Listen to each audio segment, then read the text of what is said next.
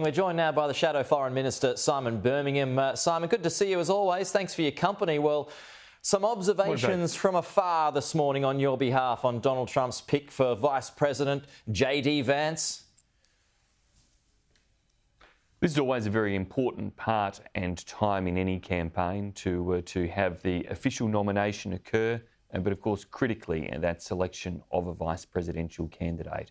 And Donald Trump, in choosing JD Vance, has now put forward somebody who it's important that we build strong relations with, because the vice presidential candidate matters if the Trump ticket is elected, not just in terms of being second in line to the presidency, should there be any unforeseen circumstances, and the tragedy of the weekend showed just how close that can be.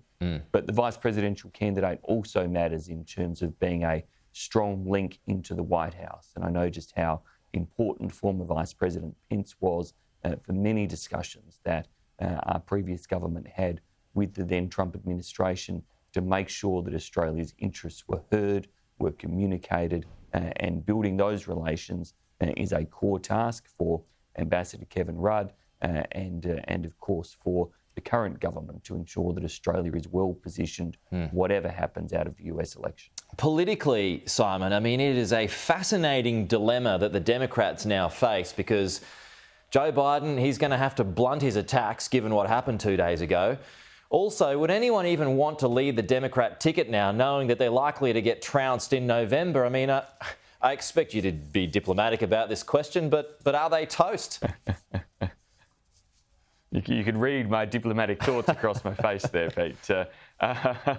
I mean, whether it's a US election, an Australian election, I think all of us would say there can be hugely unpredictable moments that come along that can change things at the last minute.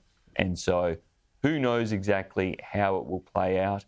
We, of course, would never have predicted the events we've seen of the last few weeks when you put things you've asked me about, from the debate through, of course, to the reprehensible assassination attempt together.